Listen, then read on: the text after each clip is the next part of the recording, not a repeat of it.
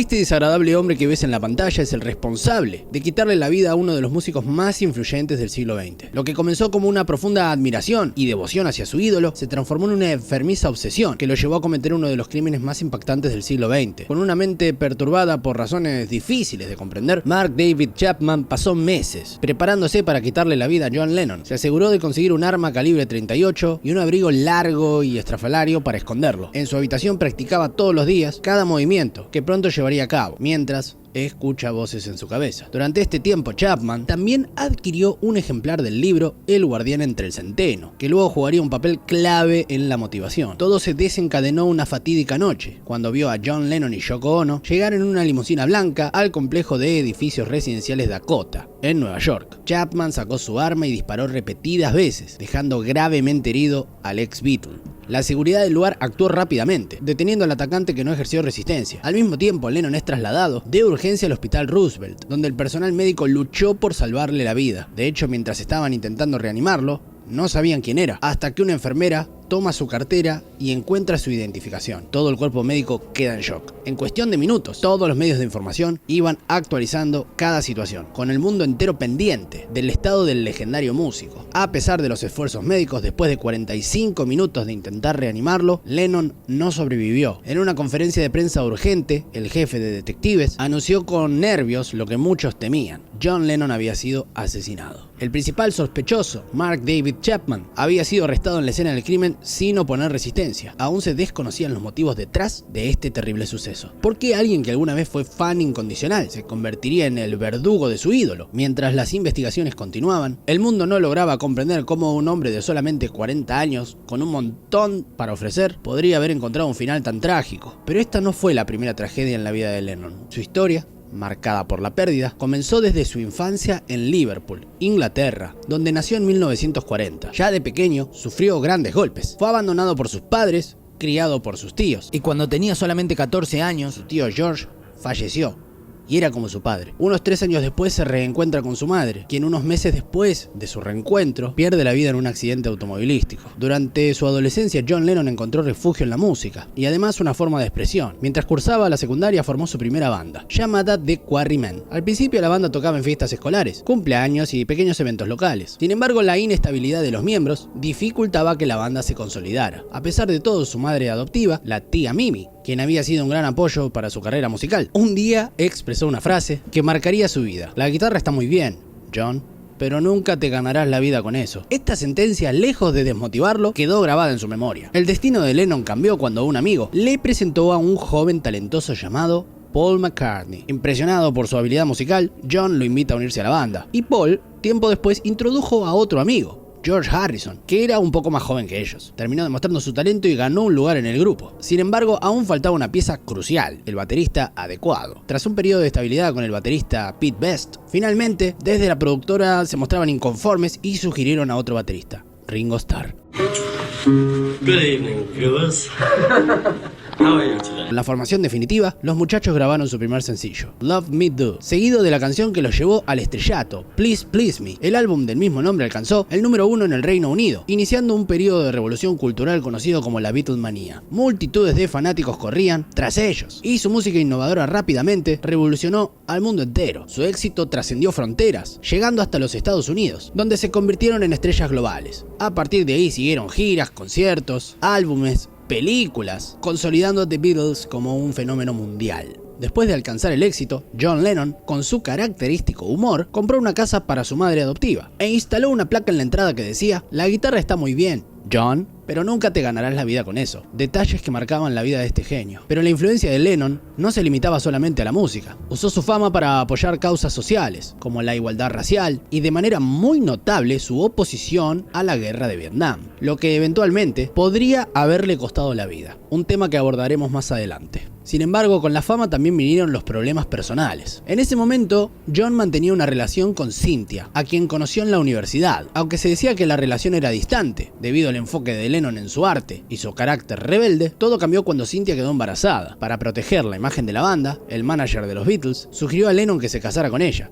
y así lo hizo. Poco tiempo después nació su primer hijo, Julian. No obstante, las constantes giras, entrevistas y el consumo de sustancias volvieron a Lennon un esposo y un padre ausente, deteriorando su matrimonio. El golpe final a su relación llegó en forma de otra mujer, que cambiaría su vida para siempre: Yoko Ono. John conoció a Yoko en una exposición de arte en Londres en 1966 y sintió una conexión instantánea con ella y con su arte. Lo que comenzó como una amistad, con el tiempo se intensificó. 2 años después, todo llegó a su punto crítico cuando Cynthia sorprendió a Yoko en su hogar, lo que llevó al inevitable divorcio con Lennon. Cynthia obtiene la custodia de Julian. Tiempo después, John y Yoko se casaron. Lo que, aunque revitalizó su vida artística y activista, trajo consigo graves consecuencias para la estabilidad de los Beatles. La relación de John Lennon y Yoko Ono marcó un antes y un después en su vida personal y artística. Profundamente enamorado de Yoko, Lennon sentía que su vida junto a ella era como un sueño. Juntos crearon icónicas obras de arte y protestas por la paz, como las famosas Encamadas por la Paz, eventos en los que la pareja, durante su luna de miel, se acostaba en una cama del hotel con las puertas abiertas, permitiendo la entrada de periodistas para debatir sobre la paz y expresar su fuerte oposición a la guerra contra Vietnam. Durante una de estas encamadas, la pareja grabó Give Peace a Chance, que se convirtió en un himno del movimiento antiguerra. A pesar de la conexión artística y emocional entre John y Yoko, muchos creen que su relación afectó negativamente a los Beatles. Yoko comenzó a asistir a los ensayos de la banda, algo que estaba estrictamente prohibido por un acuerdo interno. Su presencia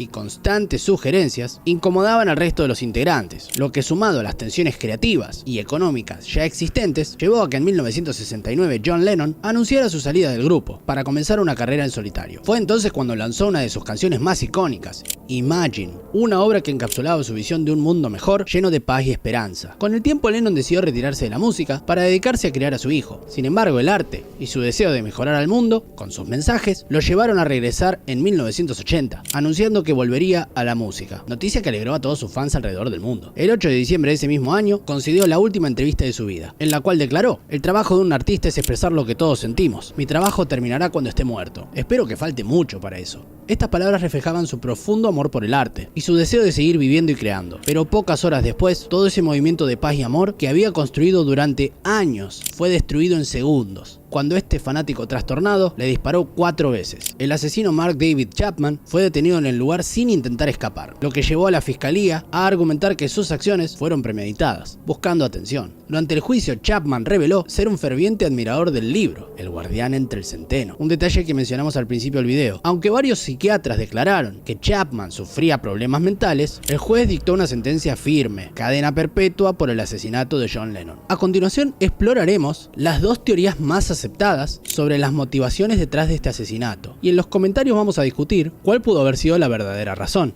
La primera teoría se centra en el activismo pacifista de Lennon, que iba en contra de la ideología de guerra de los Estados Unidos. Recordemos que un año antes de su muerte, el país ya estaba involucrado en la guerra contra Vietnam, un conflicto devastador, con intereses políticos y económicos para el gobierno estadounidense. Lennon criticaba abiertamente esta guerra, y su influencia en la opinión pública era significativa, lo que podría haber afectado negativamente los intereses del gobierno. Otra de las teorías sugiere que el asesinato de John Lennon pudo haber sido parte de un plan para silenciar este mensaje. Esto cobra relevancia al considerar las famosas reglas de Powell, formuladas por Colin Powell, jefe del Estado Mayor y secretario de Estado de los Estados Unidos, que proponía 4 principios fundamentales antes de entrar a una guerra. El último de estos principios era el apoyo del Congreso y de la sociedad. Las protestas contra la guerra crecían en todo el país, y muchas personas resonaban con las canciones de Lennon, que las hacían imaginar un mundo mejor y sin violencia. En este contexto, el activismo de Lennon representaba una amenaza para el apoyo a la guerra, lo que lleva a algunos a pensar que su asesinato pudo haber sido una operación para eliminar esa influencia. Existe una teoría que sugiere que Chapman fue manipulado para acabar con la vida de Lennon, como un mensaje para futuros activistas pacifistas, una advertencia de lo que puede suceder si se interfiere con los intereses del gobierno. Se especula que fue una forma de venganza por haber puesto la opinión pública en contra del gobierno durante el conflicto de Vietnam. Personalmente no apoyo tanto esta teoría, y vamos a pasar a la segunda explicación, o posible explicación, que resulta un poco más interesante: la versión que el propio Chapman ofrece durante el juicio. Para entender su perspectiva, hay 3 aspectos claves a considerar: el libro El guardián entre el centeno, el desequilibrio mental de Chapman y la mezcla de idealización y fanatismo que desarrolló hacia su víctima. Durante el juicio se presentaron cintas grabadas en su interrogatorio tras el asesinato, donde Chapman explicaba su obsesión con la novela. Se identificaba profundamente con el protagonista, Helen Caulfield, quien criticaba la hipocresía y falsedad de la sociedad. En un principio, Chapman era un admirador de los Beatles y de Lennon, Pero con el tiempo esa percepción cambió, comenzó a haber una gran incongruencia entre el mensaje de paz y amor que Lennon predicaba y su estilo de vida, lleno de lujos. Para Chapman, John Lennon se convirtió en el mayor farsante e hipócrita de todos. No podemos dejar de lado que Chapman padecía graves problemas de salud mental durante gran parte de su vida, incluyendo episodios de depresión y posibles delirios. En el momento del asesinato, estaba bajo medicación y atención psiquiátrica. Aunque esto no justifica sus acciones, es un detalle importante para entender y comprender mejor su estado mental en ese momento. Aquel 8 de diciembre de 1980, el mundo perdió una leyenda de la música, pero más allá de eso perdimos a un defensor de la paz